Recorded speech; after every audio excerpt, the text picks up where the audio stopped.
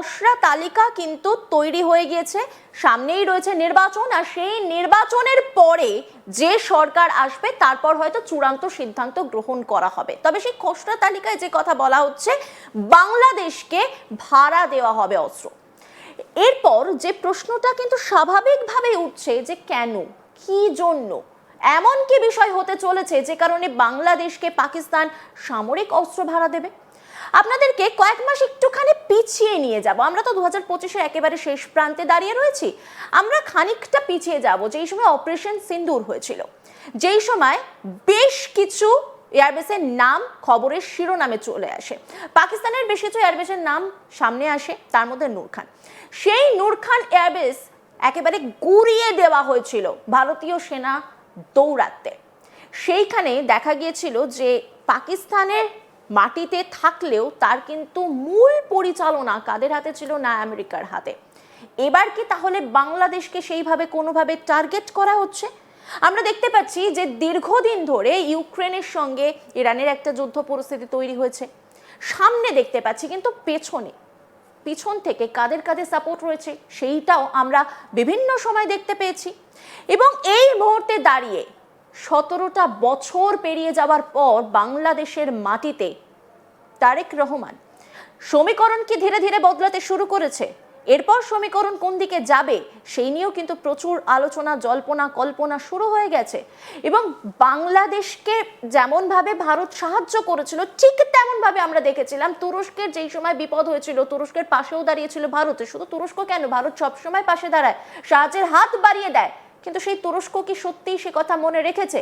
যেই সময় অপারেশন সিন্দুর চলছিল, ঠিক সেই সময় বেঈমান তুরস্ক কিভাবে পাকিস্তানকে সাহায্য করেছিল সেই ছবি আমরা দেখেছি। এবং পাকিস্তানকে চীনও সাহায্য করেছিল। তবে এই মুহূর্তে দাঁড়িয়ে চীন কিন্তু ভারতের সঙ্গে আরো ভালো বন্ধুত্ব গড়ে তুলতে চাইছে, শক্তপোক্ত করতে চাইছে। সমীকরণ অনেকটা বদলে যাচ্ছে। সেখানে দাঁড়িয়ে বাংলাদেশের মাটিতে এই মুহূর্তে গোপন কি কোনো কার্যকলাপ হতে চলেছে, এই গোটা বিষয় নিয়ে আমি আবারও কথা বলবো অবসরপ্রাপ্ত কর্নেল দীপ্তাংশু চৌধুরীর সঙ্গে। স্যার, এই মুহূর্তে দাঁড়িয়ে কি সমীকরণ অনেক বেশি বদলাতে শুরু করেছে? কারণ এই মুহূর্তে যদি আমরা নজর রাখি, দেখবো 2024-এ 15ই আগস্টের পর থেকে বাংলাদেশের যে রাজনৈতিক সমীকরণ তা দ্রুত প্লট পরিবর্তন করছিল।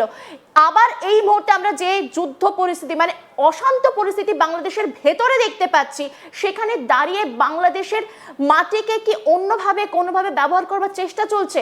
মানে আমরা দেখেছি যে আমেরিকার যৌথ সেনা ওখানে অভিযান চলছে, কর্মসূচি থাকছে বাংলাদেশের সঙ্গে।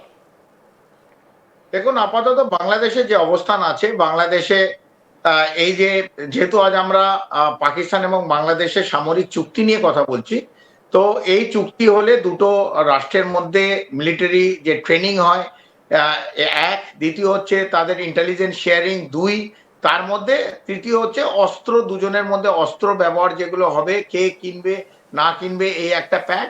আর চতুর্থ হচ্ছে যে একটা যদি শত্রু রাষ্ট্র, যেটা আমি বললাম, যদি অন্য রাষ্ট্রকে কোনো সময় আক্রমণ করে, তাহলে যে রাষ্ট্র যে প্যাক সাইন হয়েছে সেই রাষ্ট্র যারা অ্যাটাক করছে, আক্রমণ করছে, তাদের বিরুদ্ধেও একইভাবে আক্রমণ করবে। এটা হচ্ছে মোদ্দা এই খসড়া।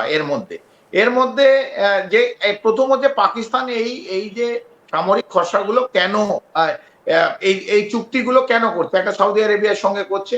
এবং এর মধ্যে একটা বড় জিনিস যেটা উজ্জ্বল আছে, লুকিয়ে আছে, যেটা কেউ কথা বলছে না, Pakistan is a nuclear state. তো পাকিস্তানের কাছে যে নিউক্লিয়ার ক্যাপাবিলিটিস আছে, সেইটাও কিন্তু এই সামরিক যে চুক্তি হচ্ছে এর মধ্যে লেখা না থাকলেও উজ্জ্বল আছে যে পাকিস্তান কিন্তু তার নিউক্লিয়ার ক্যাপাবিলিটি যেটা আছে সেটা কিন্তু বাংলাদেশ কে তারা দিতে পারে।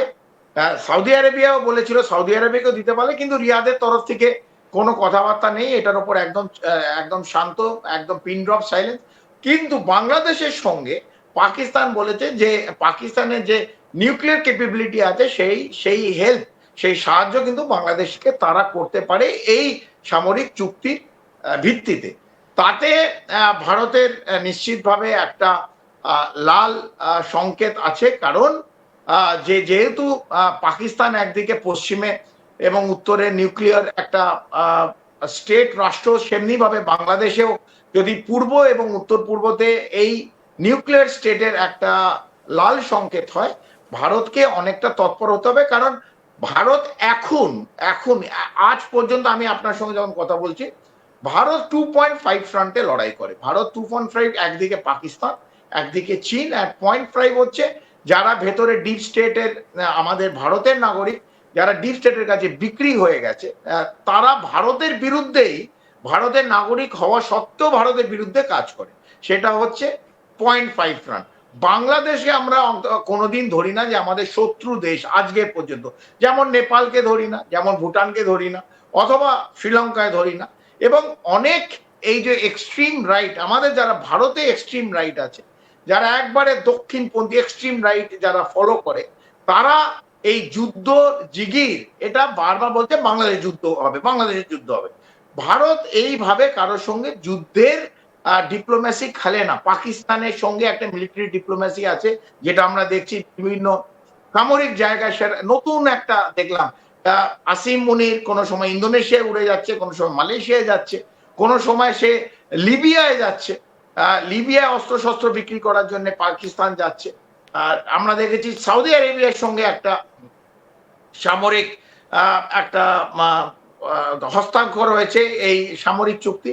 এখন নতুন হচ্ছে বাংলাদেশের সঙ্গে। তো পাকিস্তান দেখাতে চাইছে through military diplomacy, it is not cultural diplomacy, it is not foreign diplomacy, through military diplomacy দক্ষিণ পূর্ব এশিয়ায় যত ইসলামিক দেশ আছে, আমি কোট আনকোট ইসলামিক দেশ, তাদের একটা পিতৃদেব বলতে পারেন, তাদের তাদের যদি কোনো আক্রমণ হয়, তাদের কোনো সাপোর্ট দেখায়, যে ইসলামিক দেশগুলোর পিতৃদেব মিলিটারি ডিপ্লোমেসির মাধ্যম দিয়ে পাকিস্তান নিজেকে একটা জায়গায় আনতে চেষ্টা করছে। কতটা পারবে প্রশ্ন চিহ্ন আছে, আমি বলতে পারছি না, কিন্তু একটা একটা চেষ্টা আছে যে যত ইসলামিক দেশ আছে তাদের ডিফেন্স ডিপ্লোমেসির মাধ্যম দিয়ে তাদের সাহায্য করার জন্য পাকিস্তান একটা নতুন রাষ্ট্র উঠে আসে।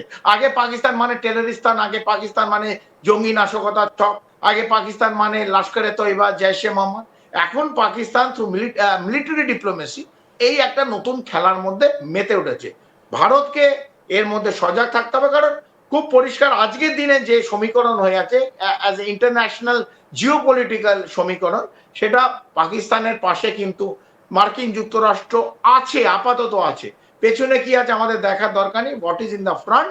ট্রাম্প এবং আসিম মুনিরের একটা খুব ভালো সৌহার্দ্যপূর্ণ রিলেশনশিপ গ্রো করেছে, এবং কমপ্লিট সাপোর্ট আছে। চীনের একটা প্রচ্ছন্ন মদত আছে, কারণ চীন পাকিস্তান ইকোনমিক করিডোর অথবা গোয়াদার পোর্ট অথবা বালুচিস্তানের কয়েক হাজার কোটি চীন সেখানে কিন্তু ইতিমধ্যে নিবেশ করেছে, ইনভেস্টমেন্ট করেছে।